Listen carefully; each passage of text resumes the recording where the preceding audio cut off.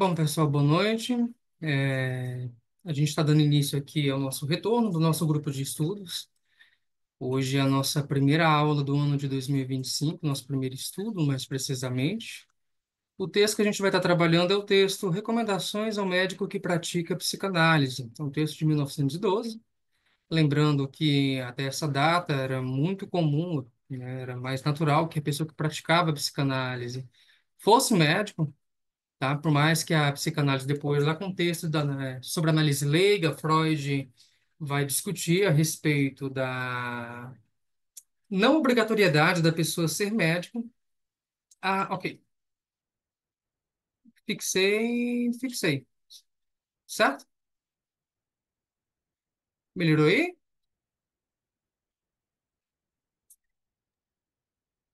Beleza. Então, fechou. Então, prosseguindo no texto da análise leiga, Freud vai estar discutindo sobre a não obrigatoriedade do analista ser médico, né? Sobre a possibilidade de outras pessoas que têm outras formações acadêmicas conseguirem e também terem a possibilidade, o direito de praticar a psicanálise, desde que tenha uma formação sólida, desde que esteja preparada para tal, né? Mas em relação ao texto de hoje, que é as recomendações a um médico que pratica psicanálise, Freud ele vai oferecer aqui para a gente orientações para que o analista possa estar direcionando a sua prática, né? Ele vai compartilhar suas experiências que são adquiridas ao longo dos anos e com o objetivo de nos auxiliar com os desafios que podem e vão surgir na prática, tá bom?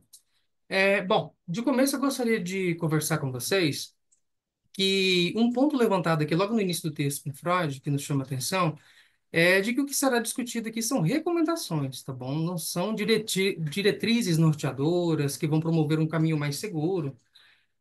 Ou seja, aliás, né, são diretrizes orientadoras que vão promover um caminho mais seguro, mais experimentado, utilizado por Freud em sua própria experiência, porém não deixam de ser recomendações. Tanto que, segundo o próprio Freud, é necessário que a gente leve em consideração a personalidade do médico e a tarefa a ser cumprida. Tanto que a gente tem aí outros autores, como, por exemplo, Ferenczi, que é um contemporâneo da Freud, que ele vai ter um manejo clínico totalmente diferente, não menos funcional por isso, tá? Mas a gente está estudando Freud. Tem Lacan, que tem uma abordagem totalmente diferente ali no manejo clínico e não menos eficiente. Mas, como a gente está estudando Freud, a gente vai discutir aqui o manejo clínico, as recomendações de Freud, para que a gente consiga estabelecer uma prática, né, uma praxis analítica de forma adequada, de acordo com a ética da própria psicanálise, tá bom? Bom, o primeiro ponto que Freud vai estar discutindo aqui consiste no analista reter o máximo possível de informações em sua memória de tudo aquilo que é dito em análise, de tudo que é percebido também. Lembra que quando a gente estava estudando, inclusive, né, os casos clínicos ali no estudo sobre histeria, quando Freud começa a fazer os seus relatos clínicos, ele não relata somente de cara as queixas, as demandas que provêm do paciente, que provém do analisando. Ele normalmente inicia os seus relatos falando, olha, a paciente chegou mancando de uma perna, essa paciente ela se mostra muito nervosa, muito ansiosa, essa paciente tem tiques na língua, então, tudo isso que vai sendo observado pelo analista.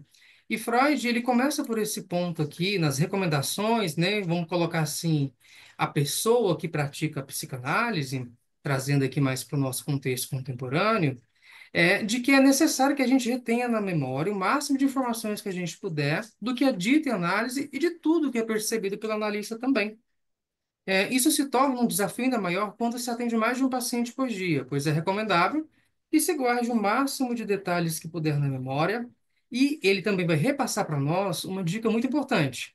O analista deve se manter em atenção flutuante, não buscando notar nada em especial que oferece, e oferecer, aliás, né, a tudo que for ouvido a mesma atenção flutuante. Então vamos lá. Vocês lembram aí qual que é a régua, ó? A regra fundamental da psicanálise, né? Que é aí a gente tem a associação livre por parte do analisando e tem aí a atenção flutuante por parte do analista. E como que você vai manter uma atenção flutuante se você está direcionando a sua atenção para uma informação ou outra? Isso quer dizer que eu tenho que ficar viajando na maionese e ouvindo o paciente. Não, uma atenção flutuante é uma atenção em que você presta atenção no discurso do paciente, porém você não prioriza, a priori, né, nenhum tipo de informação em específico. Você vai parar e ouvir o paciente. Tanto que mais para frente, Freud vai discutir sobre essa questão do analista ficar anotando durante as sessões e sobre as implicações disso. E o que que acontece? Além de evitar a fadiga, né, de ficar ali com aquela tensão no discurso do paciente, que de outro modo seria inevitável, a gente vai se prevenir de selecionar o que é apresentado, eliminar um ponto ou outro, e nisso seguirmos nossas tendências e inclinações, falseando o que seria possível perceber de outro modo. Em geral, a gente vai escutar coisas cujo significado será compreendido somente em um depois. Então, vamos lá. Na próxima aula que a gente for fazer, no próximo estudo, aliás, a gente vai discutir aí sobre o início do tratamento. A gente está discutindo os artigos sobre a técnica, tá? E aí, Freud, ele vai começar a falar sobre como que ele faz o início do tratamento, sobre as sessões preliminares, que é muito importante. Então, Sam, por que que é importante que a gente mantenha essa atenção flutuante? Primeiro porque a gente coloca de fora a nossa própria individualidade quando a gente coloca isso, né? Quando a gente se escuta com atenção flutuante. Em um segundo momento, a gente tem um outro ponto também, quando a gente trabalha com atenção flutuante, é que a gente está ouvindo o contexto geral daquilo que é trazido para análise. Em uma análise, a gente não vai analisar, por exemplo, minha mãe me bateu. Tá, somente bateu. Mas e o que mais? O que que acontecia? Como que era a sua vida? Como que era a relação de você com a sua mãe, da sua mãe com o seu pai? Como é que era a sua vida? Onde você vivia? Onde você morava? Se você priorizar somente nisso e começar a trabalhar somente a partir desse fio, você tende a perder outras informações que são tão relevantes quanto essa informação que o analisando traz para você na clínica. E aí o que que acontece? Nesse sentido, quando a gente se mantém num processo de atenção flutuante, a gente consegue ter uma visão panorâmica a respeito daquilo que é trazido pelo paciente, a respeito daquilo que é trazido também por parte do inconsciente do analisando.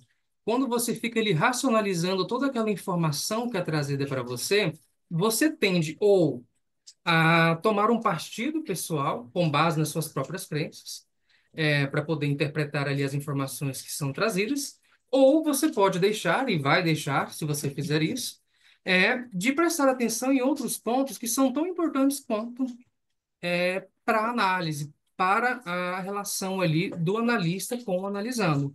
Alguém quer comentar alguma coisa, alguma dúvida? Tá tudo ok até aqui? Ainda não, eu ainda não. Cristiane, quer? Eu queria perguntar o seguinte, Sam. Hum, É, se eu não me engano, a aula foi da Rose, falando sobre a atenção flutuante.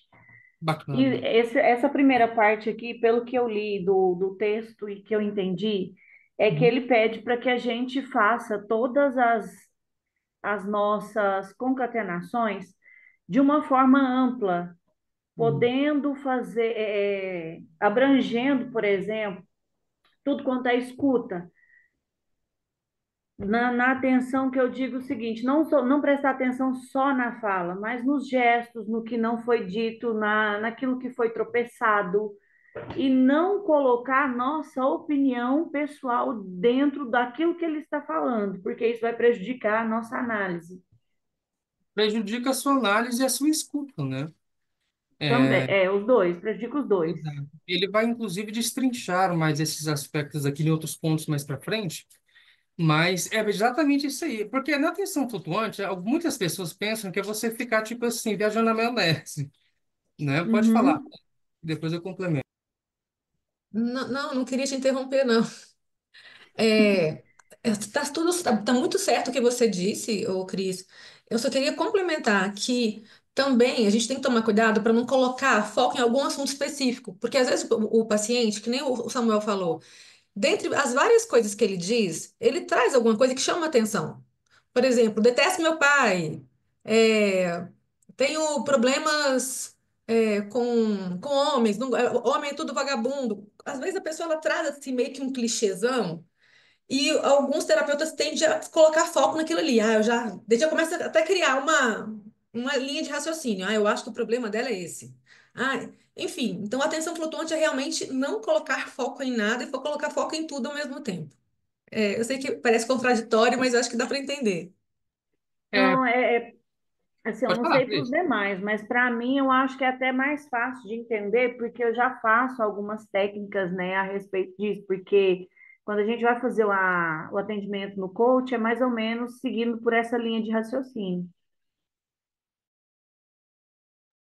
Aqui Freud ele vai dar uma especificada, mas só complementando também ao que foi dito, é porque quando você deixa que, por exemplo, né, seus aspectos pessoais, culturais, ou até morais, atravessem a sua escuta durante uma análise, é, é como se você mesmo estivesse colocando resistência na sua escuta, se assim eu posso dizer, né? Porque, por exemplo, para você conseguir compreender aquilo que é sentido, aquilo que vem do afeto do paciente na sua fala, é necessário que você escute-o em sua integralidade. Entende? E a partir do momento que você se coloca nessa postura, por exemplo, inclusive, né?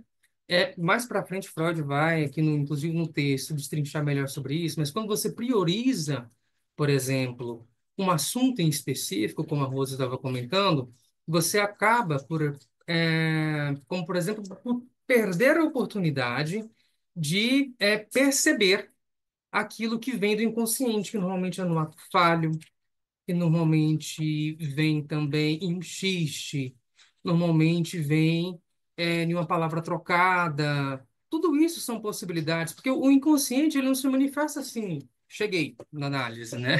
Ele está ali nas entrelinhas do comportamento, nas entrelinhas da fala, das expressões, na repetição, que muitas das vezes acontece na vida do paciente, em vários aspectos, em vários âmbitos de formas diferentes, só que ele não percebe, e é uma atitude inconsciente, é uma escolha inconsciente, entende? Então, quando você prioriza, por exemplo, um assunto, é muito interessante isso também que a Rose falou, você acaba por perder esses conteúdos que estão latentes no psiquismo do paciente, nos seus afetos, que são de natureza inconsciente, que vão se manifestar através de N situações, mas não de forma escancarada, né? Então, na atenção flutuante, você não prioriza tudo, mas prioriza tudo, aliás. Você não prioriza nada, mas prioriza tudo, como a Rose falou.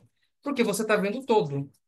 A partir do momento que você está vendo o todo e você consegue identificar ali alguma expressão que possa ser ali relacionada à queixa, ao sintoma, à neurose do paciente, né? Você está ali apto a ter essa percepção. Por exemplo, prosseguindo aqui no texto, Freud diz que o fato de não prestar atenção em algo específico vai de encontro à premissa da regra fundamental que a gente discutiu no começo aqui da nossa aula, onde o paciente deve relatar ao analista tudo o que vier à mente sem crítica ou seleção. O ponto a ser observado aqui é escutar e não se preocupar em notar alguma coisa.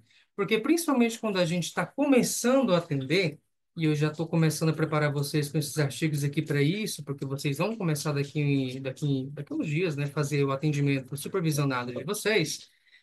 A gente fica ansioso por cadê o inconsciente, né? Cadê o ato falho? Cadê aquilo? E fica tentando se utilizar de toda a teoria ali naquele momento para poder compreender o que está acontecendo, descobrir a razão ali. Quando você faz isso, você deixa de perceber de uma forma limpa na sua escuta aquilo que realmente deve ser trabalhado ali em sessão.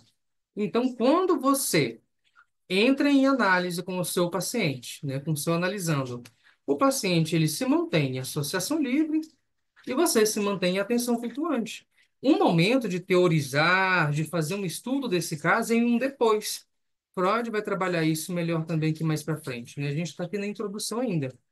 Mas desse modo, Freud acredita que os elementos que possuem nexo, ou seja, que possuem sentido, são prontamente conectados a outros elementos da mesma natureza. Ou seja, você estando ali na tensão flutuante, aquilo que faz sentido, aquilo que tem ali a possibilidade de prontidão, através do seu próprio raciocínio lógico, ser concatenado com outra coisa, prontamente o seu próprio psiquismo já faz essa relação, né? Quando você tem essa escuta limpa. E, no caso, outros elementos, né, desprovidos de algum sentido, ao se escutar tudo com a mesma atenção, ou seja, atenção flutuante, os que no momento não fazem sentido emergem prontamente assim que em algum outro momento no decorrer das análises, algo novo se conecte com aquilo. Sam, explique isso aí, troque miúdos. O que que acontece? Na atenção flutuante, a gente está discutindo até aqui, você não vai priorizar nada, porém vai escutar tudo. O que não quer dizer que você vai ignorar tudo que o paciente fala à procura de chegar ali a algum tipo de discurso, algum tipo de fala que venha fazer sentido com a teoria, tá? Muito importante ter isso em mente. O que que acontece? Quando você tem atenção flutuante no discurso do paciente, na fala do paciente, você ouve tudo sem priorizar nada, até mesmo aquilo que não faz sentido, é importante que você ouça, que você tenha essa atenção flutuante direcionada a isso. Porque, por exemplo, em algum outro momento, lá na frente, no decorrer das análises que forem sendo feitas com este paciente, o que que vai acontecer? Em algum momento, alguma coisa que você ouvir, alguma coisa que ele trazer, algum sonho que ele trazer também, pode fazer alguma conexão, conexo com isso. Ah, aquilo que ele disse aquele dia não fazia sentido nenhum, não tinha nada a ver com aquilo que a gente estava conversando, com aquilo com que ele estava trazendo. Mas hoje aquilo que ele trouxe se conecta e faz muito sentido se relacionado com isso aqui. E aí começa o trabalho analítico de investigação.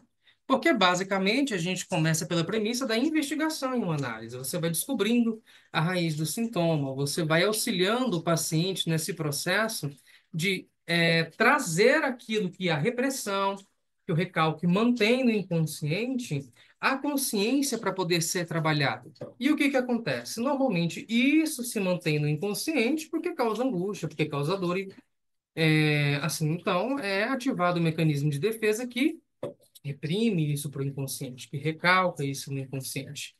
Tá beleza até aqui? Sobre a atenção flutuante? Alguma dúvida? Alguém quer fazer um comentário? Belezinha, pessoal. Belezinha, Então, pessoal. Então, pode falar, Fabiano. tranquilo, tranquilo. Tranquilo, então. Vou para o ponto B. A gente acabou de falar no ponto A. Outro ponto não recomendado por Freud, que o primeiro é isso, de não priorizar em nada em específico, ter atenção flutuante. No ponto B, outro ponto não recomendado por Freud seria o de fazer anotações durante as sessões. Aí você para e pensa, poxa, Samuel, aí lascou-se, né? Como é que eu vou escutar esse tanto de gente sem fazer anotações? Né? Então, a gente primeiro tem que ler o que Freud está dizendo aqui para poder conseguir entender esse ponto que ele está trazendo para a gente. Além da impressão desconfortável que pode causar nos pacientes, existe aqui também a questão da atenção. Ao redigir notas, abrimos a possibilidade de escolher forçosamente algo que ouvimos para dar mais atenção, contrariando assim a primeira recomendação, ou seja, uma coisa se conecta com a outra. O texto todo foi construído dessa forma. Porém, como exceção à regra, se poderia anotar datas, textos sobre os sonhos do paciente ou alguma conclusão isolada, que seria de fácil anotação. Então, por exemplo, vamos trocar isso aqui em miúdos, pessoal. No caso, o fato de você ficar fazendo anotações, vamos ver se vocês concordam comigo e até com Freud aqui. Se discordar também pode dizer. É importante a gente discutir isso aqui no grupo de estudos. O fato de você ficar fazendo anotações muito extensas durante a sessão com o paciente, além de ser desconfortável, porque você vai estar focado mais na sua prancheta do que no paciente, na sua escuta, e aí você tem a escuta viajando na maionese, não é a escuta, né, de atenção flutuante, né? O paciente, além de ficar desconfortável, outra coisa que vai acontecer é que, invariavelmente, você vai estar escolhendo algum ponto ou outro ali para ficar destrinchando naquela anotação. Vocês concordam comigo? Que se você faz isso, você está contrariando o primeiro ponto que a gente discutiu, que é justamente da atenção flutuante, de não ficar priorizando um ponto específico? Samuel, Hum, é, eu como pastor, eu faço atendimentos, entendeu? E eu vejo que as pessoas gostam mais quando a gente olha olho no olho. É claro que às vezes eu anoto alguma coisa, mas elas gostam mais quando eu olho nos olhos dela o que elas sentem mais é que nós estamos dando atenção àquilo que elas estão contando, àquilo que elas estão falando, e assim vai. Exatamente, porque dessa forma o paciente ele sente que você está presente ali. E é justamente esse foco subjetivo que a psicanálise tem, muito específico dela, muito característico, é o que atrai muitas pessoas que gostam de fazer análise, pessoas que desejam, por exemplo, fazer análise. Porque a gente vai discutir também durante o texto, não traz fórmulas prontas. Não existe uma fórmula pronta para você atender. Você vai pegar 10 pacientes com depressão, e cada paciente com depressão vai experienciar de uma forma muito característica e individual a sua própria depressão.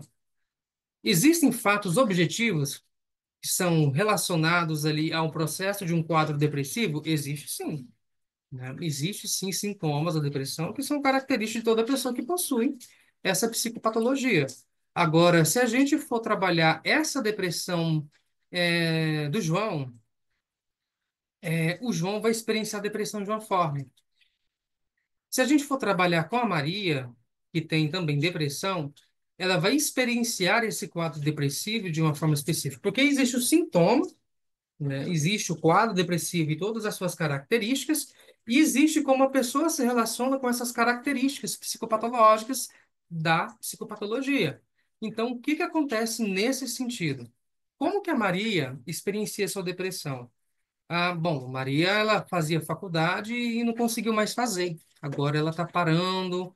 Ela tinha um relacionamento saudável com o esposo, agora não tem mais.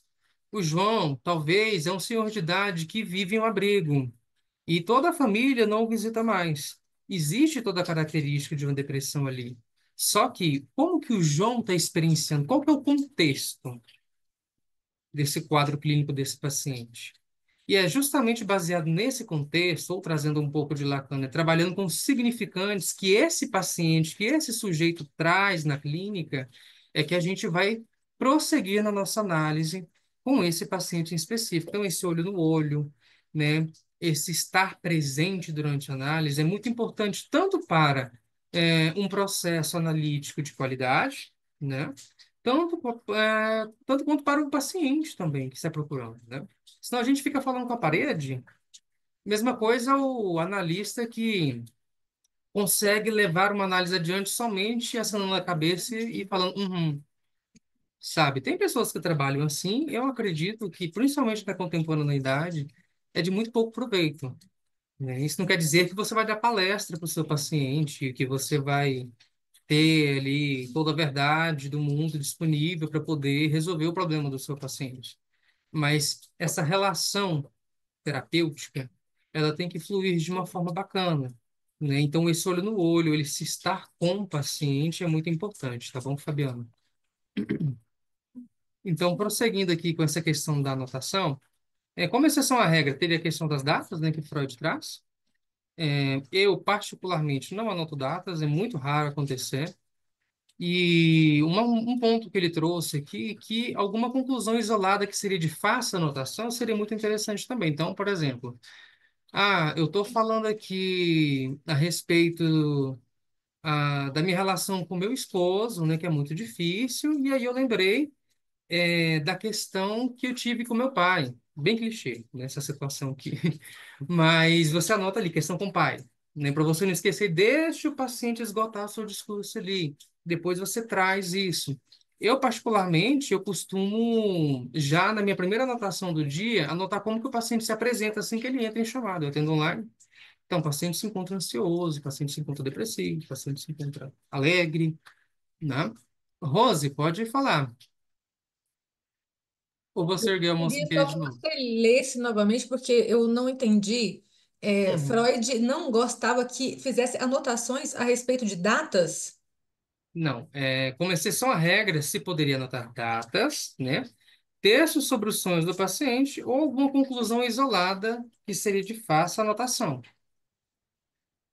Entendi, tá. Assim, desde que não passasse aquela impressão de que você está anotando tudo que o paciente está falando, né? Exatamente. Tanto que esses textos dos sonhos, Freud pediu para os pacientes anotarem os seus sonhos depois que acordassem, e aí ele analisava esse escrito. Ele não ficava escrevendo o sonho durante a análise. Um texto mesmo ele relata isso. Datas, ele era bem criterioso com essa questão. Eu acho que você confundiu quando eu disse que eu, particularmente Samuel, não gosto e não tenho o hábito de ficar anotando datas em específico. É muito específico quando eu anoto. Gente, eu sou uma psicanalista muito antiquada, porque eu tenho fichinhas, e nessas fichinhas eu faço um resumo dos atendimentos. Eu termino o atendimento, eu faço um resumo de tudo que eu conversei com o paciente. Mas é isso aí que Freud recomenda no texto. O que que eu percebo muito assim, ó, vai muito da gente observar o estilo de pessoa que está na sua frente. Com o passar do tempo, você percebe que tem pessoas que elas, né, naquele nível máximo de carência de ansiedade, que elas se sentem vistas e ouvidas quando elas percebem que você está anotando alguma coisa. Tem pacientes meus que às vezes eu finjo que eu estou anotando. Só porque isso passa para eles uma sensação de conforto. Eles se sentem realmente importantes e ouvidos. Ah, você faz isso com todo mundo? Não, só com pessoas específicas. E claro, né? E já tem gente que faz é ficar constrangida se percebe que você está anotando. Outra coisa também que eu acho legal, Mas quando assim, a gente está estudando Freud especificamente hoje, nós estamos vendo a posição de Freud. Com o passar do tempo, Freud também vai flexibilizando algumas coisas e outros autores vão trazendo outros entendimentos. Um assim, dos que eu mais gosto é que a gente vai desenvolvendo o nosso próprio jeito na clínica. Você vai encontrar o seu jeito de ser. Às vezes você não vai ver problema em fazer alguma pequena anotação. Enfim, aquilo que a gente estuda em Freud e em outros analistas não significa que a gente tem que seguir à risca, mas que seja um norte para nós. Um norte que a gente, né, inclusive dá muita atenção, né, leva com seriedade, mas que seja um norte. não, mas é justamente isso que ele trabalha no início do texto, já na introdução, né? Que essas são questões norteadoras que funcionaram para ele no seu percurso pessoal de atendimento clínico, portanto, são recomendações. É por isso que até no título está recomendações. São aí questões, diretrizes norteadoras. Ele falou assim: olha, para mim deu certo isso aqui, então eu vou trabalhar com o que deu certo para mim. E no final dessa introdução, ele inclusive fala, né, que um médico com outra personalidade, né, ou em um caso em específico, pode ter a necessidade, e lembrando que ele estava escrevendo para médicos naquela época, pode ter a necessidade de fazer de uma outra maneira, né, um manejo clínico. Porém, esse aqui é, em essência, o manejo clínico de Freud, lembrando também que é necessário que a gente tenha flexibilidade. Cada caso vai exigir de vocês, aí no futuro na clínica de vocês, um jogo de cintura para poder trabalhar em específico aquele paciente. Como exemplo, a Rose faz, alguns têm que anotar, até fingir que anota, outros não. Outros, por exemplo, como a paciente que uma vez perguntou para mim, o que que você tanto anota? No começo da minha clínica, eu parecia assim, que eu estava psicografando, sabe? Botava a mãozinha assim, anotando tudo que o paciente falava. Hoje, não. Eu aponto coisas chaves e no final da sessão, eu acabo por fazer um resumo, anotar ali, destrinchar uns pontos mais relevantes que eu identifiquei ali para o tratamento, para a questão do trabalho analítico, tá? Alguém quer falar mais alguma coisa? Então, tá bom. Então, só para finalizar aqui essa parte do ponto B, que a gente está discutindo, Freud fazia justamente o que a Rose faz, e o pessoal, ele fazia suas anotações à noite, aliás, ele fazia um pouco diferente, ele fazia à noite após o trabalho, ele fazia de memória. Então, os textos dos sonhos, os pacientes anotavam após os mesmos acordarem e entregavam para o Freud no dia da sua sessão, para ele ler e eles poderem discutir. Agora, a questão aqui das anotações, Freud mesmo ele fazia à noite, quando encerrava os atendimentos, e fazia de memória. Eu, particularmente, não tenho essa habilidade. Eu tenho que fazer igual a Rose, no final da sessão eu tenho que ir ali anotar tudo, porque senão eu vou perder alguma coisa, senão eu vou perder algum ponto, tá? Lembrando que a atenção é flutuante, gente. Eu vou bater muito nessa tecla com vocês hoje. Bom, no ponto C, uma forma de justificar a tomada de notas durante a sessão seria a de tomar o caso como objeto de estudo para uma publicação científica. Algo que não se poderia proibir, porém ele ainda nos chama a atenção para o fato de que em psicanálise não há protocolos exatos de manejo. Portanto, seria de pouca valia. Então, ficar anotando especificamente aquilo que você fez, o seu passo a passo, tanto que é toda uma questão, né, que a gente tem na psicanálise com outras abordagens, em que estudam a mente humana, é que eles ficam criticando a psicanálise justamente por essa falta de protocolo, né, que pode ser replicado e reproduzido, sendo que a trabalho, até ela trabalha, sendo que a psicanálise trabalha de uma forma diferente, né? Ela trabalha ouvindo essa subjetividade, essa particularidade do sujeito, do analisando. Então, por exemplo, a gente tem algumas diretrizes teóricas que são norteadoras do nosso manejo clínico, do nosso trabalho analítico, só que com cada paciente, assim como eu estava citando o exemplo do João e Maria que tinham depressão, vai experienciar o seu sintoma de uma forma muito particular, de uma forma muito singular. É possível, sim, que tenha pacientes que, de formas similares, experienciem as mesmas situações. Porém, é muito mais comum de que se ocorra o quê? De que o paciente traga cada vez uma situação muito singular da sua própria subjetividade em relação ao seu sintoma, em relação à sua queixa que está sendo trazida ali em análise. Então, ele justifica essa questão dessas anotações excessivas, inclusive esse ponto C, eu acho que clarifica um pouco um ponto B, no sentido de que, né, não ficar anotando muito, né? Ficar só ali focado nessas anotações, porque senão você perde o foco ali da sua atenção flutuante e fica, além de escolher um tema específico, ficar destrinchando durante o paciente, enquanto o paciente faz ali a sua associação livre, você vai perder nesse foco aí da atenção flutuante mesmo, tá bom? No caso, alguma dúvida até aqui? Esse ponto C é bem interessante, é só para clarificar o ponto B mesmo.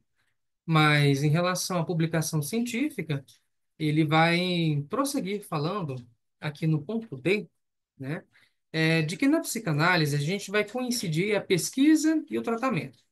Alguém lembra como que Freud definia a psicanálise, assim que perguntaram para ele em uma entrevista, uma certa época? Ficou até anotado nas obras completas, que é um método de pesquisa, de tratamento, que é a forma como que ele definiu, né, e uma teoria sobre a mente humana. E isso é o que Freud definiu como psicanálise, uma forma de pesquisa, ou seja, enquanto você faz análise, você está fazendo pesquisa, porque cada sofrimento é singular em cada sujeito. Quando você está fazendo análise, quando você está analisando o sujeito, você está propiciando ali formas, né, desse sujeito elaborar esse sofrimento, portanto, é um tratamento. E a psicanálise também é uma teoria da mente humana, do funcionamento psíquico. Então, todo esse arcabouço teórico que Freud trouxe é o que chamamos hoje de psicanálise. Claro, existem pontos freudianos, mas todos se baseiam na premissa do inconsciente, que foi primariamente trabalhada com Freud. Até aqui tudo bem? Belezinha, pessoal? Então, por exemplo, bom, na psicanálise a gente vai coincidir a pesquisa e o tratamento, porém não é aconselhado trabalhar cientificamente enquanto se faz o tratamento, ou seja, compor sua estrutura, avaliar seu andamento e ficar pontuando o estado em que se acha o tratamento, a análise, como seria exigido em uma pesquisa, em um trabalho científico, né? De ficar fazendo todo o relato de um trabalho científico. Alguém que já fez iniciação científica na faculdade? Pesquisa científica? A Rose fez até a cara assim, ó. Foi Já. traumático, Rose? E foi, Fabiano? Não, não, não fiz não. Eu estou rindo aqui. Fez, Cristiano? Foi traumático? Tá no Foi mudo. extremamente traumático. Nossa Senhora. É bom, mas ao mesmo tempo é puxado, né? Eu acho que Exige o muito da desafiador mais gente. é apresentar para a bancada, né? Você Uhum. que é ali, né, de defender sua tese. No meu caso, sou mais antiga, né? O meu foi uma monografia. Então, eu acho difícil. Na época eu era muito jovem, muito tímida, eu sofri um pouco. E escolhi um texto também. Outra coisa, gente, até falo para vocês que vão começar a TCC daqui uns dias. É legal você escolher um bom tema, mas que tenha muito material para pesquisa. Isso foi uma das coisas que na minha época eu sofri muito. Eu escolhi uns temas muito assim, diferentões, que depois não tinha material. Foi muito. Eu tive que comprar livros importados para conseguir fazer o meu trabalho. Sofreu, então, em dobro, né? Foi escolher um tema difícil, além de ter que fazer a pesquisa.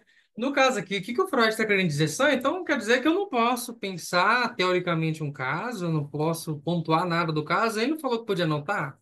Então, pessoal, a gente está falando aqui no decorrer da sessão, tá? Então, quando ele fala, por exemplo, que não é aconselhado trabalhar cientificamente quando se faz o tratamento, é justamente uma daquelas primeiras dicas que eu trouxe para vocês, principalmente quando forem começar o estágio de vocês. O que que é? Ao invés de você ficar pensando, aqui está o inconsciente, aqui está o ego, aqui está o superego, isso é recalque, isso é sublimação, é neurótico, psicótico, é perverso, o que que é isso? Não, calma. Atenção flutuante. Durante o trabalho de análise, durante a sessão ali de análise, você vai ouvir o seu paciente. A questão é essa. Você vai ouvir o seu paciente e depois que acabou, faz como a Rose faz, ou como o Fred fazia. No final do dia, você vai lá, faz ali as suas anotações, e aí sim, você pode se debruçar sobre a teoria, estudar o caso com base na teoria, fazer pesquisa, montar um caso clínico para poder apresentar, para poder discutir, às vezes, numa supervisão de casos, né? Então, você vai fazer isso depois. Isso não é feito durante a análise. Porque volta, tudo vai voltando para o primeiro ponto, que é o ponto A, que é a atenção flutuante.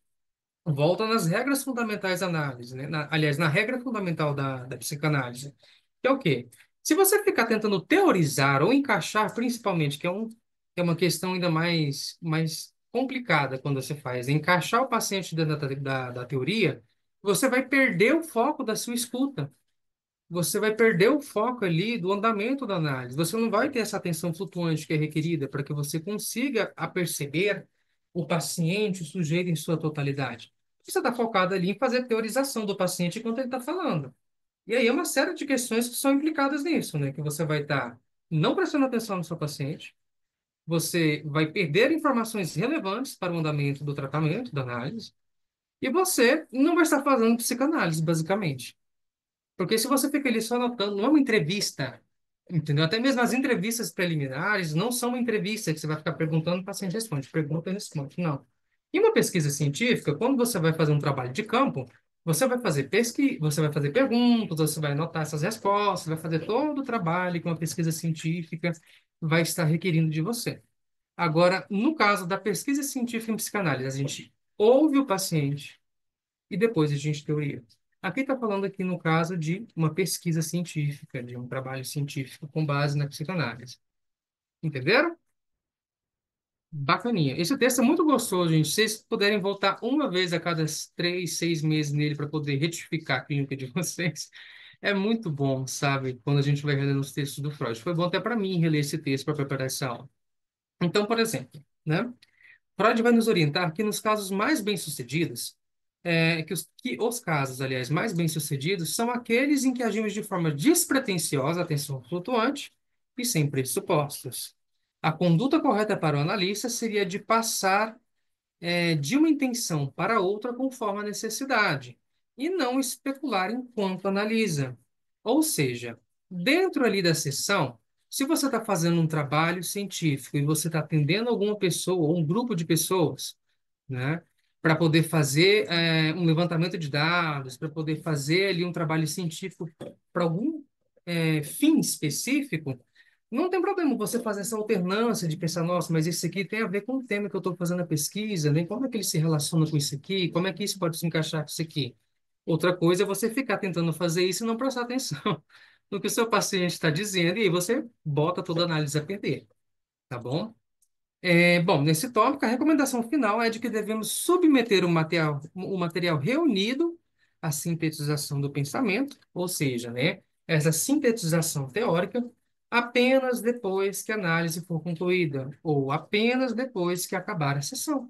E aí você faz o seu estudo, você vai buscando a teoria, você vai ler, você vai escrever, você vai digitar, você vai destrinchar, vai fazer supervisão e vai pôr para moer aí para esses atendimentos de vocês que está chegando, viu, pessoal?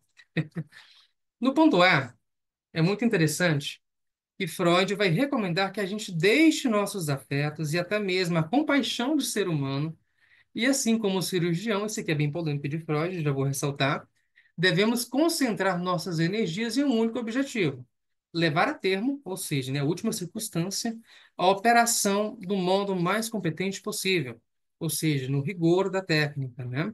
Um afeto perigoso para o analista é a ambição terapêutica de realizar, com a psicanálise, algo que tem efeito de convencimento sobre outras pessoas.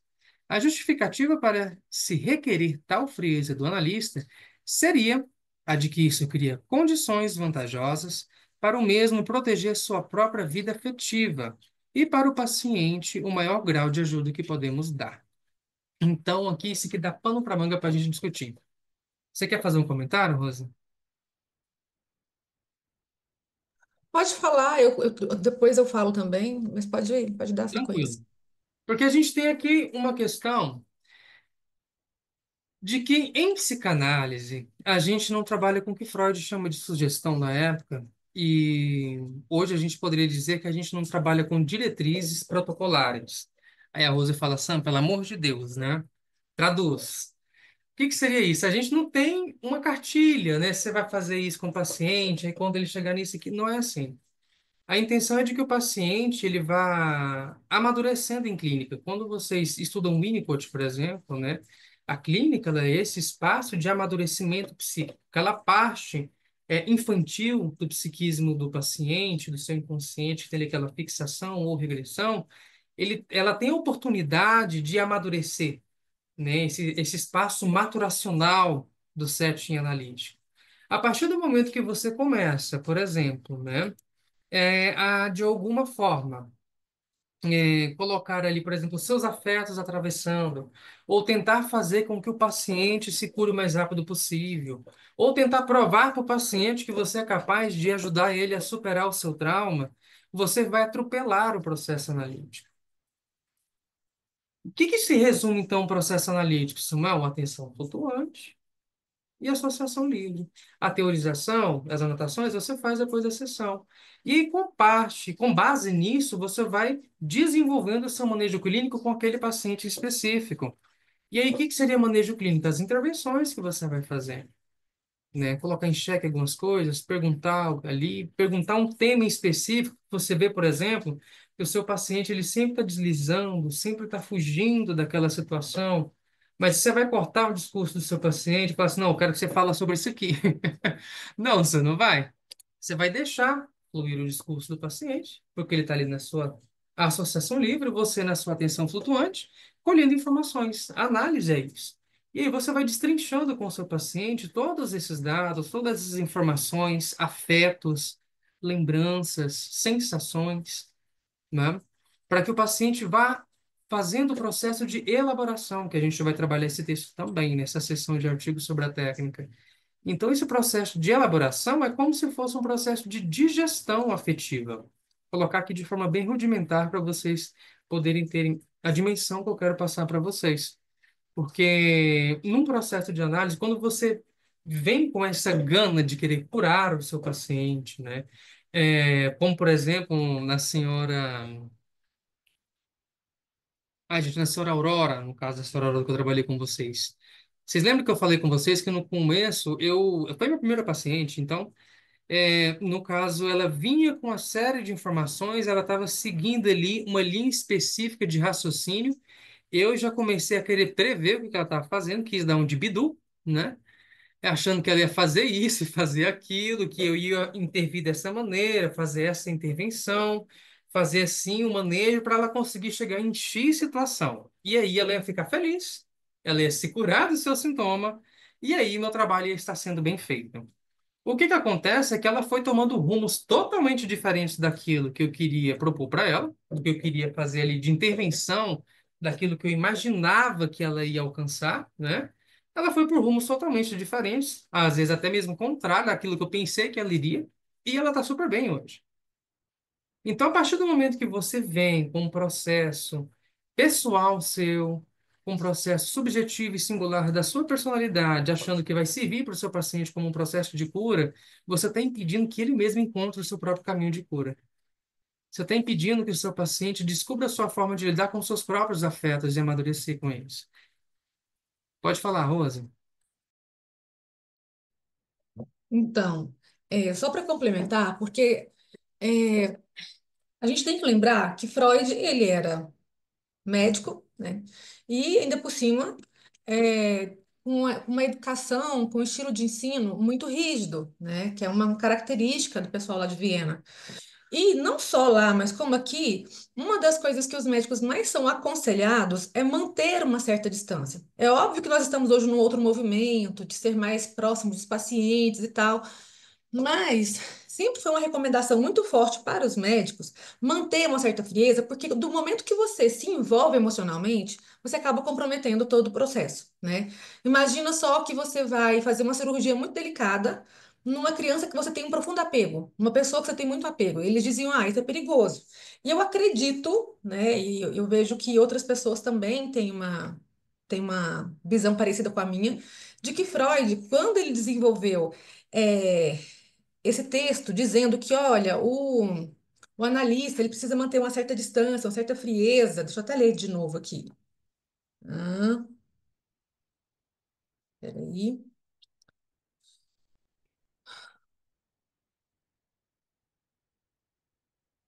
Então, nesse ponto, Freud recomenda que deixemos nossos afetos e até mesmo a compaixão de ser humano como o cirurgião. Devemos concentrar nossas energias em um único objetivo. Ou seja, não é complicado você falar, poxa, mas eu estou indo para ser acolhido, eu estou aqui para falar dos meus problemas, e daí o analista não vai ter compaixão, ele não vai ter afeto, ele não vai se sensibilizar pelo que eu estou dizendo. É estranho. Porém, isso ainda é algo que eu acho muito atual. Depois vocês vão estudar lá mais em transferência e contra-transferência, mas é fundamental a gente manter esse distanciamento. E daí ele ainda fala mais, olha, né, tipo assim, mantenha-se afastado nos afetos, na compaixão, como ser humano, assim como cirurgião. Devemos concentrar nossas energias em um único objetivo, levar a termo a operação do modo mais competente possível. No caso, a operação aqui seria compreender os processos inconscientes do paciente, o que que ele está trazendo de processos inconscientes. Um afeto perigoso para o analista é a ambição terapêutica de realizar, com a psicanálise, algo que tenha efeito de convencimento sobre outra pessoa. É, daí é aquilo que o Sam falou agorinha, né? Ah, a gente tem que tomar muito cuidado, porque nós estamos numa posição de suposto saber, de sujeito suposto saber. Ou seja, as pessoas que estão do lado de lá, os nossos pacientes, supõem que nós temos as respostas para o problema deles, que nós vamos ter a solução para os problemas deles. E a gente acaba tendo um certo poder sobre essa pessoa.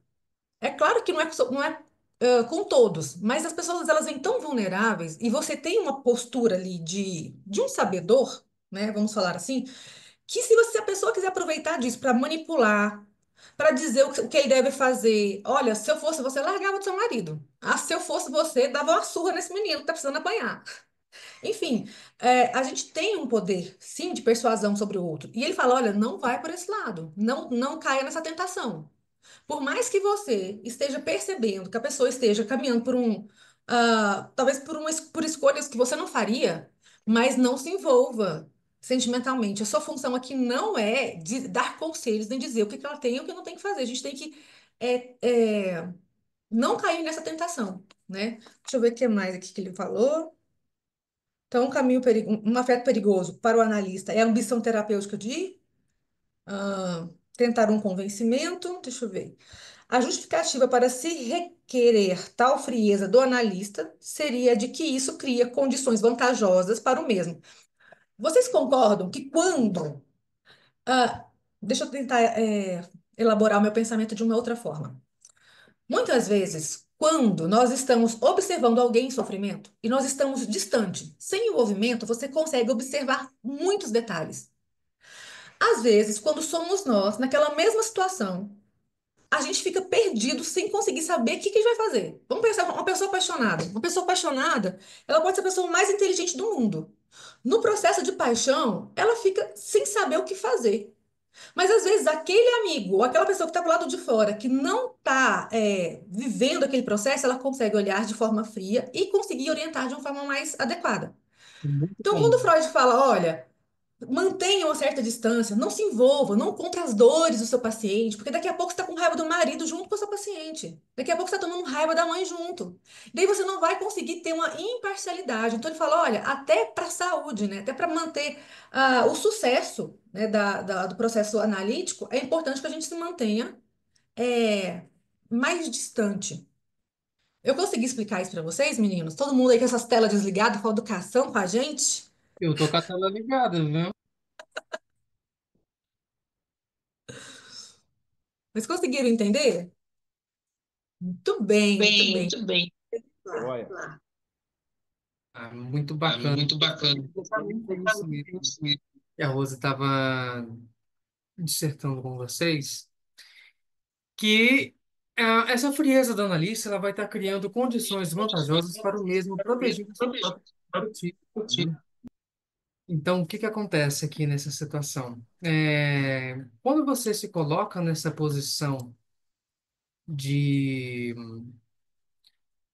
misturar, essa posição ela é perigosa, assim como o Rose disse, né? Porque quando você se inclui juntamente com o paciente naqueles afetos ali, por exemplo, eu quero largar do meu esposo, larga mesmo, tá?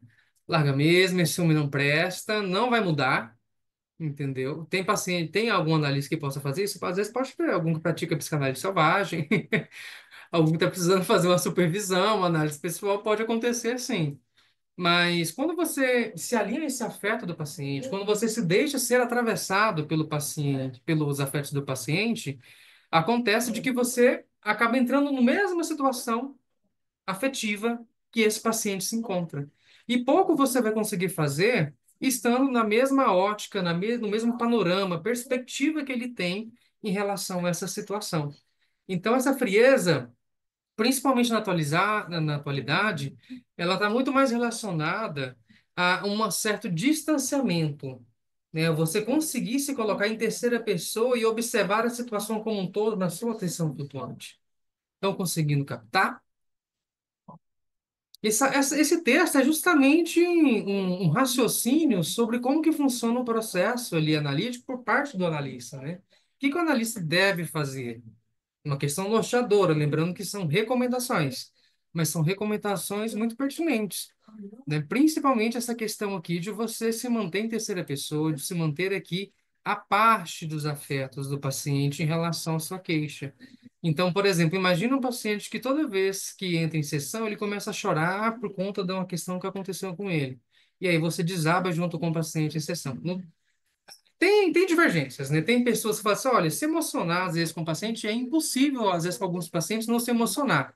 Mas toda vez que o paciente chora, você chora junto com ele e alguma coisa está precisando ser trabalhada, né? E no caso, você tem que se manter ali nessa postura de análise. E até mesmo para você dar sustentação afetiva para esse paciente. Porque senão vai ficar os dois chorando, um na frente do outro, e pouco vai ser feito em Não, relação ao e é próprio tão caso em si. complicado porque, assim, tem pacientes, a gente já sabe, né? Uma das primeiras coisas que nós temos que carregar conosco é o paciente vai mentir. Nem que seja de forma inconsciente, ele vai tentar te induzir a erro. Ponto final. Daí, se por acaso ele começa a perceber que você está caindo nas mentiras dele, você se emociona com as histórias dele, ele pode levar uma, uma sessão ou realmente um tratamento um analítico durante muito tempo. Sabe, tocando de roda, andando atrás do rabo. E vocês não vão, e a gente não consegue chegar a lugar nenhum, porque a gente acaba sendo manipulado pelo paciente. Então, por isso que essa frieza é muito importante. Quer falar alguma coisa, Fabiano? Perfeito, obrigada. A gente pode trocar essa frieza por neutralidade mesmo, né? Principalmente falando assim na clínica contemporânea e até mesmo por questões do próprio vocabulário do Freud, né? Freud a gente sabe que é canseiro às vezes.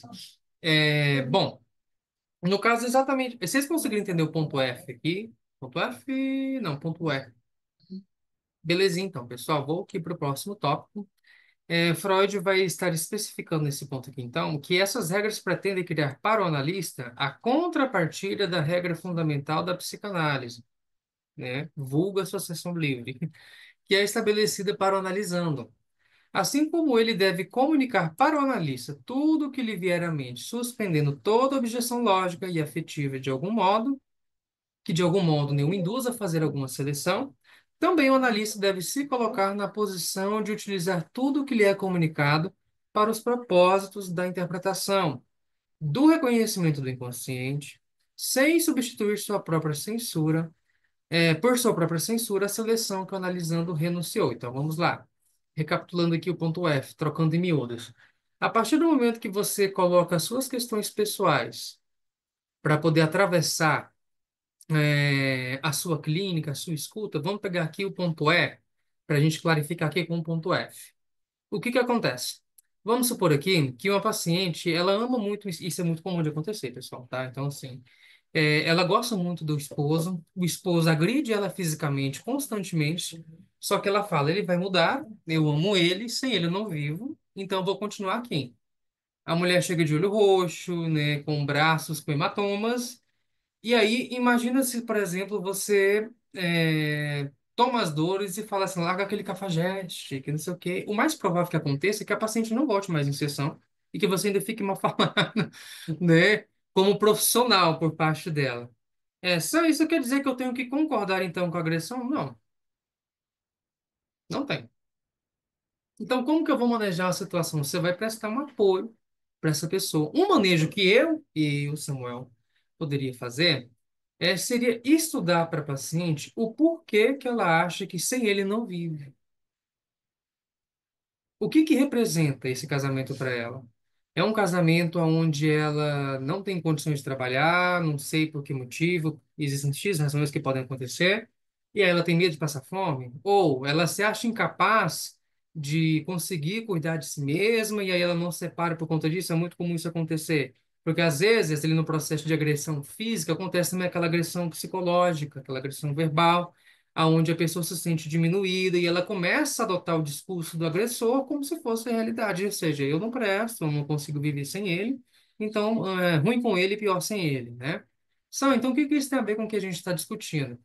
Se você levar a cabo mesmo o processo analítico de destrinchar essa situação, né, de clarificar e de elaborar essa situação junto com essa mulher, ela vai perceber que, na verdade, não é que ela é incapaz de lidar com a vida, mas é que ela, durante o processo de agressão, foi levada a pensar de tal forma.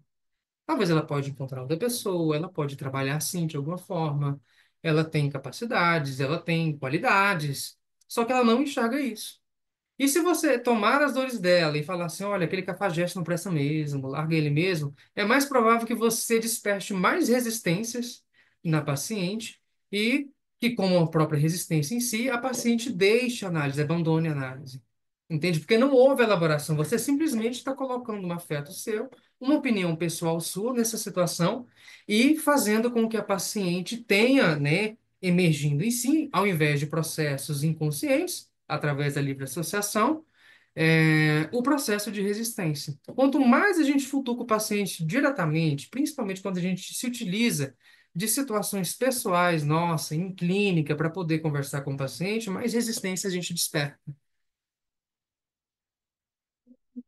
Eu gostaria de fazer uma observação, porque aqui nesse parágrafo aqui, ele tem um detalhe que eu acho muito polêmico, pelo menos muito confuso, quando a gente está começando a aprender psicanálise.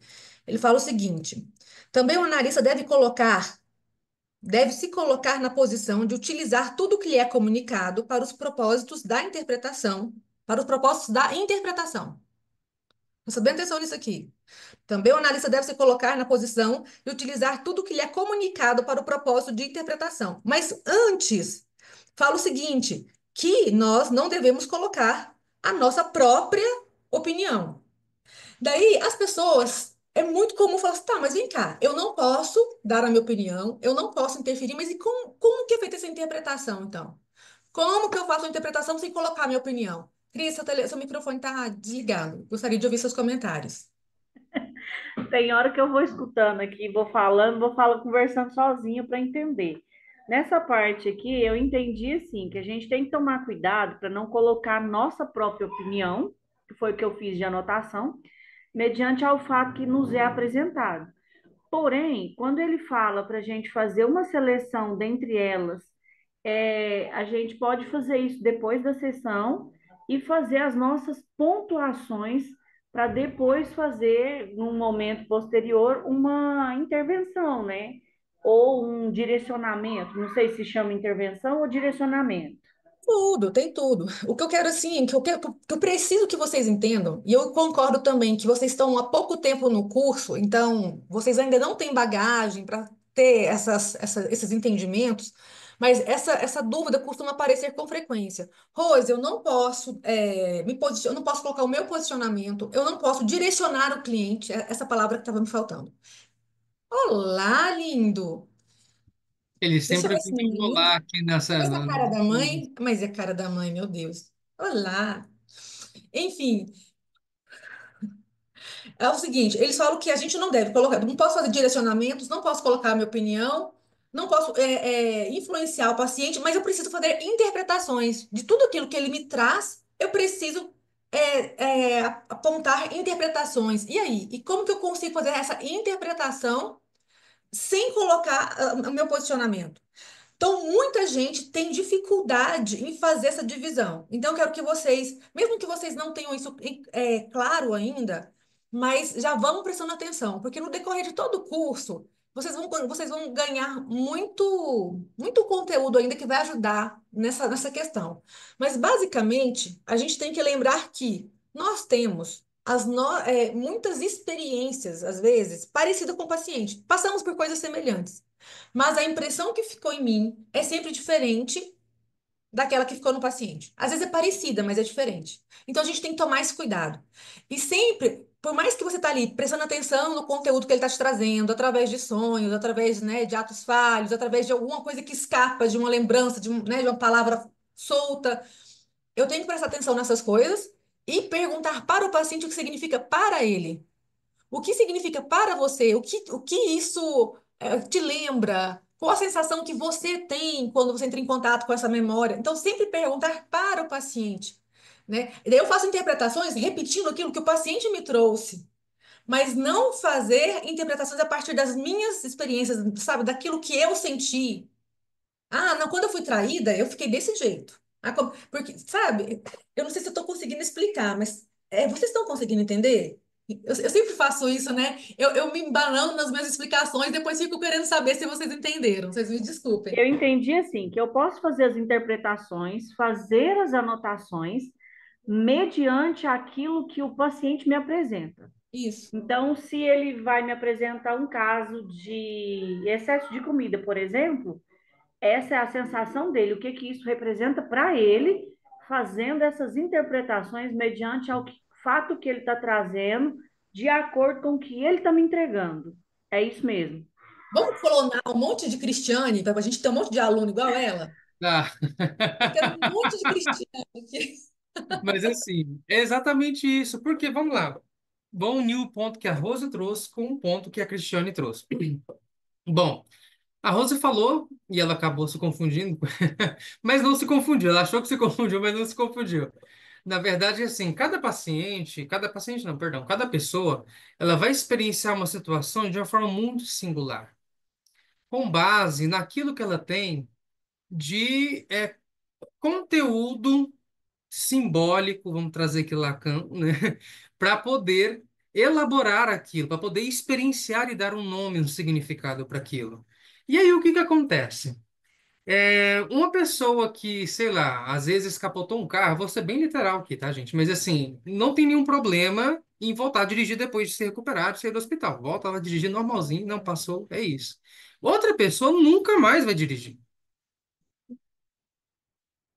Qual que é a diferença de um para o outro? Os recursos simbólicos que cada um tem para poder elaborar, para poder lidar com aquela situação, com aquele fato ocorrido.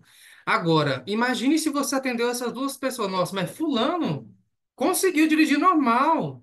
A gente vai ver o que que ele fez e para você fazer também. Não vai funcionar. Porque é um ser humano diferente, sabe? É um sujeito diferente. Como que foi para ele aquilo? Para um pode ter sido um livramento de Deus, então Deus me abençoou, eu vou estar seguindo em diante aí, e aí eu vou voltar a trabalhar, vou voltar a dirigir. Para outro, foi tipo assim, um livramento de morte, né? Então, nunca mais que vai querer dirigir. Não, tá, exatamente isso, Sam. Obrigada. Você conseguiu explicar direitinho.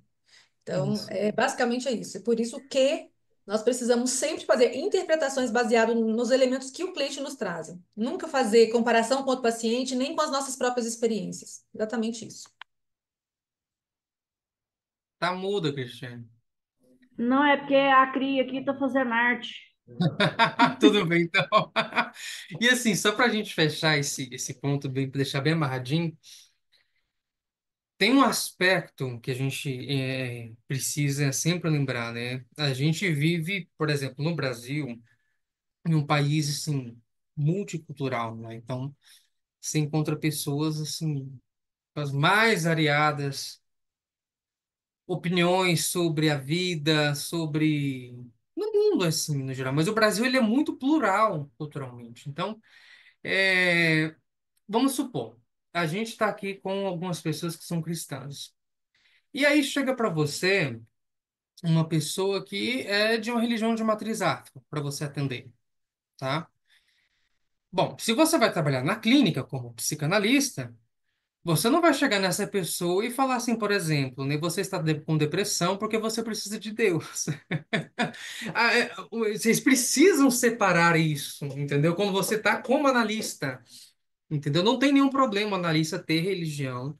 Não tem, o Freud era ateu, sim, Freud era ateu, né? Mas a gente tem analistas, por exemplo, Futuro de uma Ilusão, Freud escreve para um colega dele que era um pastor protestante, né? E psicanalista, estudava com Freud. Ele escreve esse texto direcionado a ele e eles estavam discutindo essa questão da espiritualidade e tudo mais.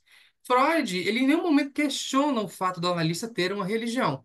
O que é questionável é você se utilizar disso para ter como parâmetro para uma interpretação no caso clínico, no caso de um paciente específico. Falar, Rose. Não, eu estou aqui pensando se eu falo, se eu não falo. É curioso esse tema. Olha, qualquer coisa nosso editor corta. Hum.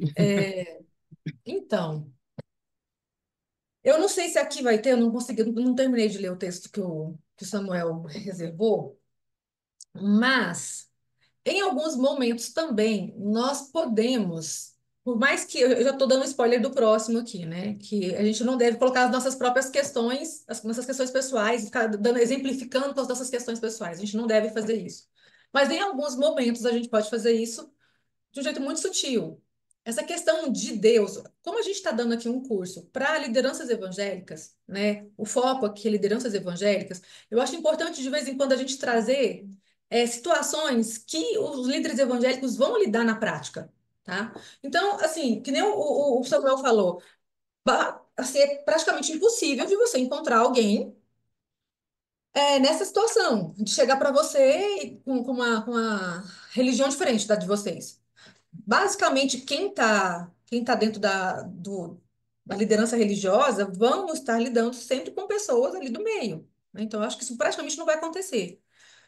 E se ele tiver conversando, se ele estiver usando a psicanálise só como um meio de facilitar o entendimento, facilitar a usar ela como ferramenta para poder perceber o inconsciente do outro, como que ele deve atuar, talvez ele possa sentir liberdade de falar algumas coisas, de misturar um pouquinho.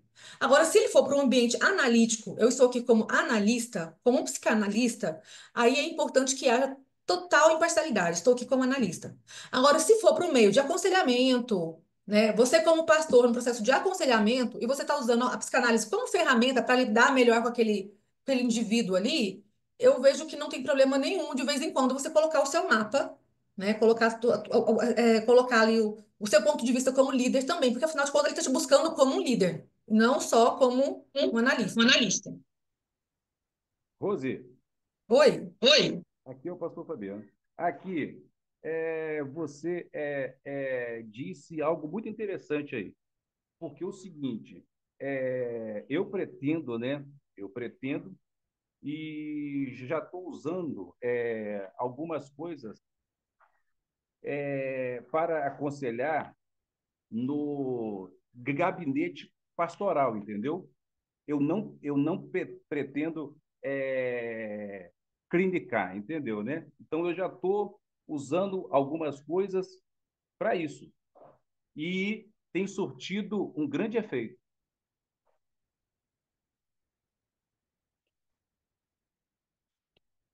Microfone desligado, Rose. Porque quando nós desenvolvemos esse curso, o Fabiano, a intenção era justamente essa. Porque nós percebemos que o ser humano ele está trazendo uns adoecimentos mais complexos. parece que as questões emocionais das pessoas estão ficando mais complexas. E o meio religioso costuma olhar no líder uma pessoa mais sábia, alguém capaz de dar um direcionamento para o casal, para o jovem, né? E a gente percebeu que muitas vezes o líder, só com a Bíblia, ele não estava dando conta de toda a demanda que chegava para ele, porque estava chegando questões emocionais, traumáticas, mais complexas. Então, a intenção era trazer a psicanálise como uma ferramenta. Só que também, o que que aconteceu, Fabiano? Muitas outras pessoas perceberam na psicanálise, além de uma ferramenta para ser usada no aconselhamento, uma segunda fonte de renda. Por isso que nós nos preocupamos, primeira coisa aqui, ensinar a psicanálise clássica, sem ideologias, sem interferência, né, dessa modernidade toda. Então, entregar para vocês uma psicanálise pura, mas entendendo também o contexto de vocês, né, na religião, e sempre deixando claro, se você for atuar numa clínica como psicanalista, a sua postura precisa ser diferente. Mas eu só gosto sempre de deixar isso bem claro para vocês. Entendi o porquê. Porque até aqui eu estava me até aqui eu estava até aqui tinha um ponto de interrogação na minha mente. Por que psicanálise para líder cristão? Agora você entrou, poxa, num ponto, poxa, muito interessante, que eu acho que tem que ser abordado mais, entendeu? Que é para aquele pastor que faz atendimento, usada como ferramenta para poder estarmos abençoando as pessoas e também para aquela pessoa que quer clinicar, que vai atender em consultório, entendeu? É isso. Que bom, Fabiano. Você viu tanto que é válido esses momentos de estudo? A gente conversa, a gente aprende e expande para outras áreas. Esse é muito válido, é muito importante esses momentos aqui que nós temos. Só para Ok. amarrar o que estava sendo dito, pessoal. Bom, existe duas formas que a gente pode trabalhar com psicanálise, né? Então, uma psicanálise em intenção, que é uma psicanálise na clínica, né? Uma psicanálise nas escolas, né? Assim como a gente faz aqui, e uma psicanálise em extensão, que a gente diria. O que que é uma psicanálise em extensão? É uma psicanálise aplicada.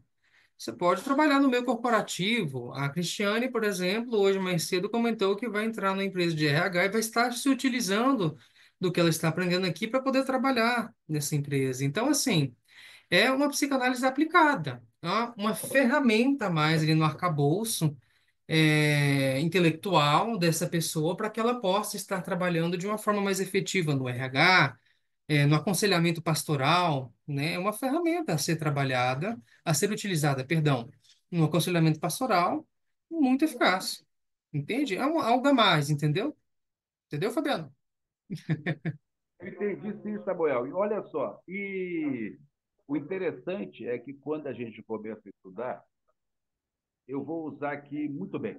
É, a gente acha muito bem que tudo é possessão maligna, entendeu, né? Mas a gente começa a estudar e a gente começa a ter, eu já estou há 35 anos no Evangelho. Então, poxa, quando eu começo a olhar para trás, eu vejo que casos que eu tive, poxa, eu vejo, rapaz, eu fico, meu Deus do céu. Por quê? Eu pensei que era que era eu pensei que era uma possessão maligna. E hoje eu vejo que não era isso, entendeu? Era, vamos colocar assim, era emocional, entendeu? Algo que estava é, preso, né? Ou recalcado, poxa, da pessoa, falei, rapaz, entendeu? Então isso vai abrindo a nossa mente, entendeu? Para Mas você, assim, aquele meme. discernimento, entendeu? É isso. Fabiano, esse curso ele foi idealizado por um pastor, né? O professor Wagner, ele é um pastor, ele é formado pelo IBEL, do Instituto, acho que é uma escola presbiteriana, né?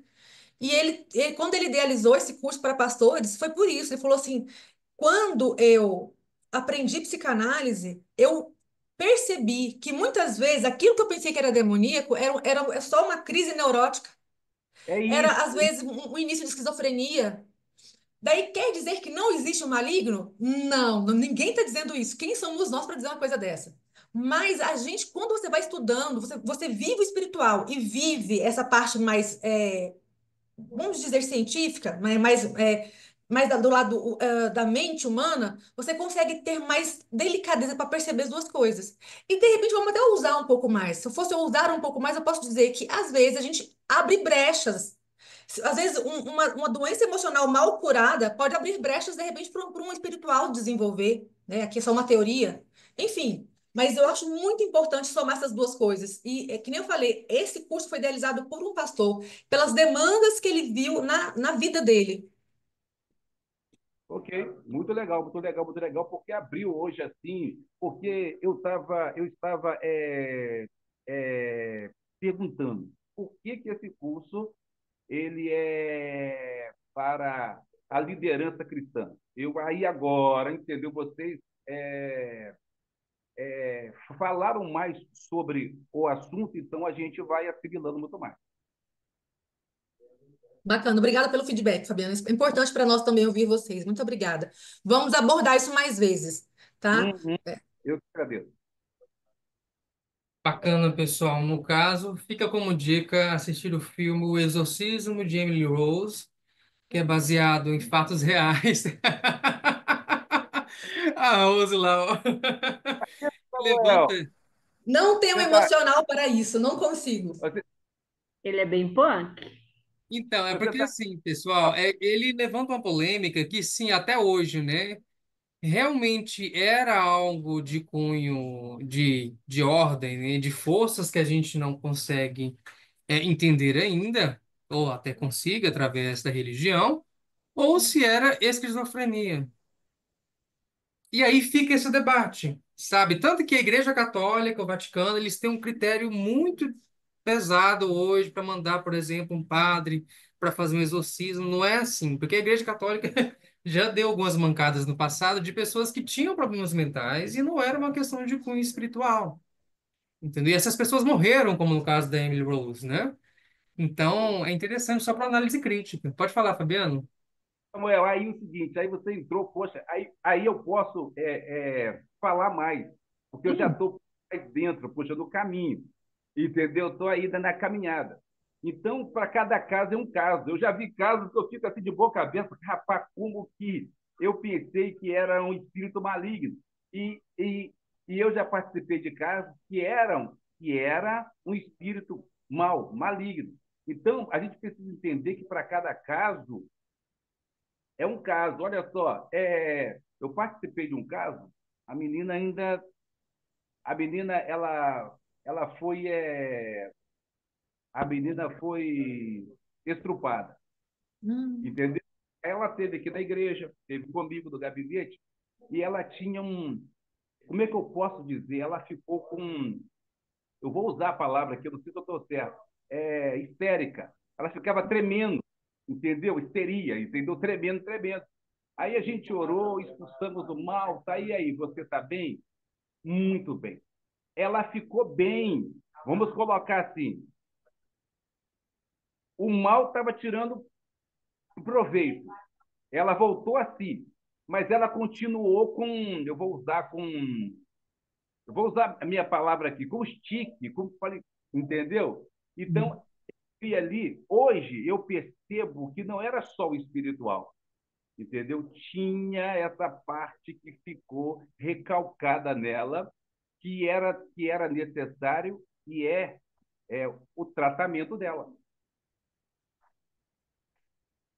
Fabiano, você tem noção do tanto que é rico para nós ouvir você dizendo isso? Porque essa é a nossa, é a nossa missão, exatamente essa. É que os pastores consigam perceber que eu posso trabalhar o espiritual, eu tenho a capacidade, né, como um missionário de Deus, de trabalhar o espiritual, mas às vezes, quando eu termino de cuidar do espiritual, ficou muitos traumas dessa pessoa. Imagina uma pessoa que ficou ali tendo crises e crises, e de repente ela se cura das crises, mas quantos traumas ficou nessa pessoa? Quanta coisa a ser curada ainda? É isso. Então, isso, quando o pastor consegue entender isso, ele consegue dar um atendimento. muito mais eficiente, muito mais profundo para as pessoas. E era exatamente essa a nossa proposta. Falar com você, Fabiano, fez a gente perceber que a gente deve falar mais vezes sobre isso com as pessoas que estão, que são nossos alunos e que trabalham com lideranças. E sobre essa questão de espiritual aí, teve uma vez que eu quis fazer um TCC a respeito de possessão e esquizofrenia. Eu desisti, porque eu procurei vários líderes espirituais de vários segmentos. Procurei vários psiquiatras, médicos, psicólogos. Ninguém conseguiu me falar assim: olha, Rose, isso vai até aqui. Tipo assim, se tiver isso e isso é espiritual. Eu acho assim: espiritual é o seguinte: se tiver pegando fogo, levitando as coisas na sala, é inquestionável. Mas fora disso, sem ter esses elementos ostensivos e fenomenológicos, as pessoas elas não conseguem trazer um- uma definição. Até onde é possessão e até onde é uma esquizofrenia, uma loucura, uma demência. É muito delicado, é um assunto muito delicado. É desse jeito, entendeu? Então, foi por isso que foi por isso que eu me propus a fazer o curso, entendeu? Para eu poder me especializar, crescer mais um pouco, para eu poder ajudar mais as pessoas. Porque eu já participei de casos do seguinte, que a pessoa ela chegou, recebeu oração, ficou, vamos colocar assim, ficou torta, caiu, a gente expulsou e a pessoa ficou boa, perfeita, na hora. E a vida dela mudou para sempre. Mas eu já participei de casos assim, aonde a gente expulsou, porque o maligno, ele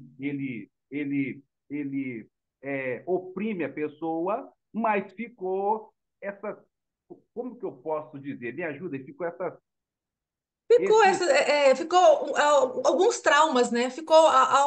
Também tá me faltando a palavra. Tá no real, tá no âmbito do real a palavra, viu, pastor? Nós não estamos conseguindo dar significante para essas palavras, para essa situação agora. Mas eu entendi, é como se tivesse ficado tipo uma rebarba. Ficou alguns restos ali de coisas para aí poder resolver. é desse jeito. Mas eu tô atrapalhando, já atrasei muito a aula do Sam. Tá faltando dois tópicos. Vai lá, Sam. Eu também atrapalhei muito. Deus abençoe. Só esperar, Cristiane. Tem um texto do Freud que fala sobre possessão demoníaca. Depois eu vou jogar para vocês lá, tá?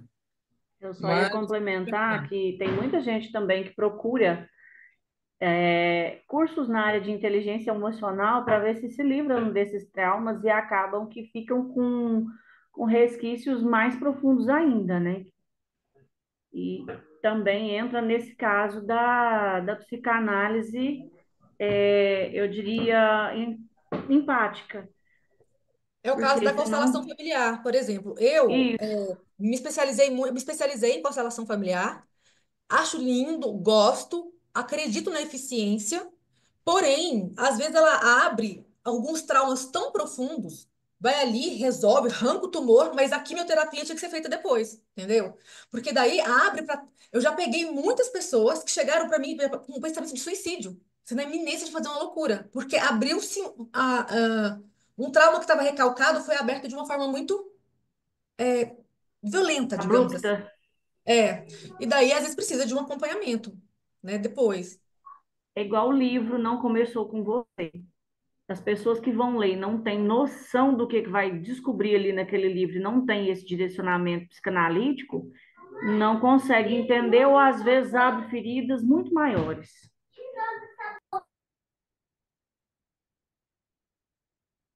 Pode bom, ir, eu desculpa. não consegui achar o texto, eu vou ter que passar para vocês depois, mas é bem interessante que fala sobre um caso de possessão demoníaca, sabe? Uma análise que ele faz sobre um possível caso, né? E é muito legal a gente estar vendo essas. Eu vou ver, depois eu vou mandar no grupo lá para vocês. É muito legal a gente estar lendo esses textos assim, tá fazendo essas oh, meu Deus, concatenações. Bom, partindo aqui para o final, Freud ele orienta em si ao tópico G, tá, pessoal? Neste tópico, que o analista deve evitar abrir espaço na análise aqui que a gente já comentou, só para não deixar passar batido. O analista deve evitar abrir espaço na análise para fatos confidenciais de sua vida e deveria então manter a sua individualidade opaca para analisando e como espelho mostrar senão aquilo que lhe é mostrado, deixar que venha à tona e seja discutido em análise tão somente as queixas do paciente. Isso aqui a gente está falando de uma clínica, né, de uma psicanálise já individual, focada ali no consultório, no atendimento de um analista. Agora, um pastor se utilizando da psicanálise por aconselhamento pastoral tem uma outra pegada, tem um outro propósito também, né? É uma outra aplicabilidade que está sendo utilizada ali para a teoria, para a técnica, né, psicanalítica em si. Bom, ponto H. Outra tentação a ser evitada seria da atividade pedagógica do analista para com o analisando, isso que pega muito. E esta ambição seria tão pouco adequada quanto terapêutica. Com o decorrer do tratamento, conforme o paciente apresenta uma melhora do seu quadro clínico, é possível que ele queira fazer algo extraordinário da pessoa que ele tanto se empenhou em libertar da neurose. Para Freud, como analistas, devemos, sobretudo, ser tolerantes com as fraquezas dos pacientes e deveríamos nos contentar com a melhora na capacidade de fruição e de realização. No caso, isso aqui é básico, né, gente? A gente já falou mais cedo ali, preciso tomar água que minha voz falhou. A gente falou mais cedo ali a respeito da neutralidade do paciente não, do analista. Isso aqui é mais um destrinchar, né, desse aspecto que a gente tem que manter. Não é somente frieza, é uma neutralidade, tá? A psicanálise, quando aplicada na clínica, ali, na teoria, na técnica psicanalítica, ela não é orientação. Psicanálise não é coaching, né? Psicanálise tem um método próprio de trabalho. Ah, Samuel, mas eu sou coach. Tudo bem, você pode trabalhar com coach, como a Cristiane trabalha com coach, mas ela sabe muito bem o que que é coach, o que que é psicanálise, e quando ela está fazendo análise, ela está trabalhando com psicanálise. Por que que a gente não vai trabalhar aqui com essa questão da atividade pedagógica, né? Freud disse aqui que a gente tem que ser tolerante, né, com as fraquezas dos pacientes e deveríamos nos contentar com a melhora da capacidade de fruição e de realização. Isso aqui é muito importante, essas duas palavrinhas. Porque quando o tema de cura em psicanálise dá até um debate para a gente poder fazer em algum momento. Porque, por exemplo, se existe neurose, é porque existe um conteúdo recalcado, né, que está escapando de alguma forma, em forma de sintoma, de algum tipo de situação, né, de uma forma disfarçada. Existe um conteúdo, algo recalcado, que está escapando ali às resistências, às defesas do ego.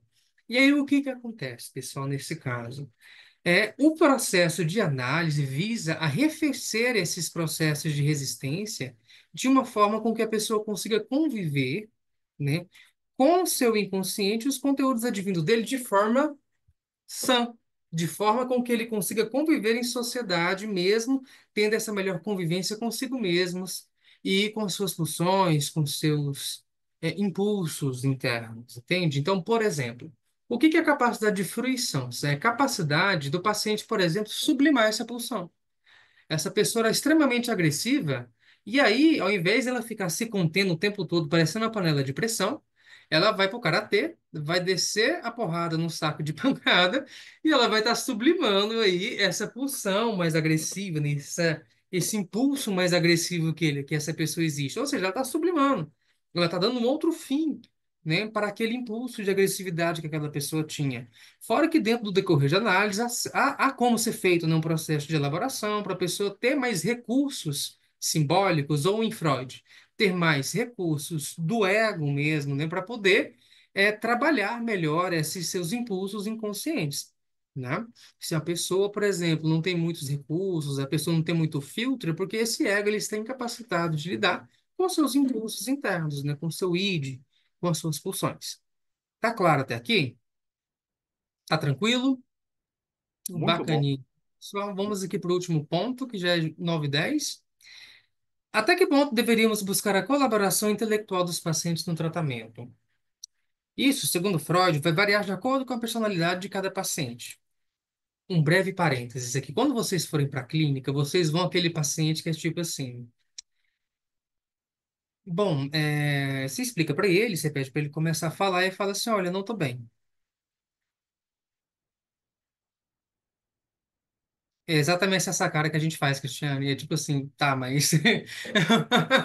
E o quê, né? Então, mas você tá. Às vezes você já fez uma ficha anamnésica, já fez as sessões preliminares com o paciente. Então, minha semana foi ruim, porque, não, minha chefe me encheu o saco. Ah, mas e aí o que que você fez? Ah, eu xinguei ela. Aí você tem que ficar futucando. Esse paciente, ele não tem muito recurso simbólico, talvez, que é quem está trabalhando no Lacan. Ou será que esse paciente ele é inibido, ele não consegue expressar muito bem seus sentimentos, né? Ele não consegue lidar muito bem com isso? Então, a tendência dele é tocar o mínimo possível nesse assunto, tocar o mínimo possível naquilo que dói, naquilo que incomoda.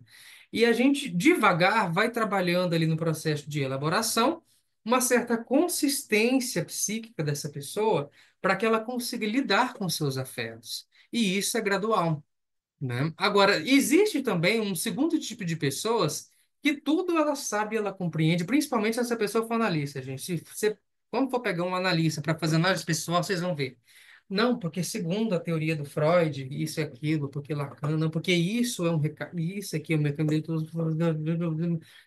Aí você pega, fala para o analista assim, então, isso que você está fazendo também é uma defesa, se chama racionalização. E que você está fazendo? Você está se utilizando, o Freud ele vai matar a pau aqui no final do parágrafo, que é assim, a pessoa está se utilizando o recurso que ela tem intelectual para poder, às vezes, até compreender de uma forma muito bem, né, o que pode estar acontecendo com ela, mas Freud fala assim, porém a pessoa se poupa de fazer algo para resolvê-lo. Né? Você entende, você racionaliza, você arruma mil e uma possibilidades do que pode ser e discute e frita a sua cabeça ali naquele negócio, mas é muito interessante que o paciente nunca consegue alcançar algo que faça com que ele realmente lide de uma forma melhor com aquilo. E aí entra o analista, a terceira pessoa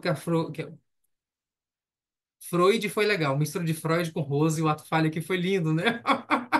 Mas era Frozen, Frozen, ele tá É, lindo. Frozen também. Mas é muito interessante porque isso aqui é muito comum de acontecer na clínica, pessoal. Então, assim, ele vai desencorajar a gente de propor tarefas aos pacientes, ou até mesmo propor algum tema para que ele reflita, né? Um vai ligando ao outro os pontos. No tópico anterior, ele estava falando sobre atividade pedagógica, né? Tem muitos psicanalistas, principalmente os que são mais freudianos, assim, eles tendem a não perguntar nem como é que foi sua semana. É o que que você quer falar hoje?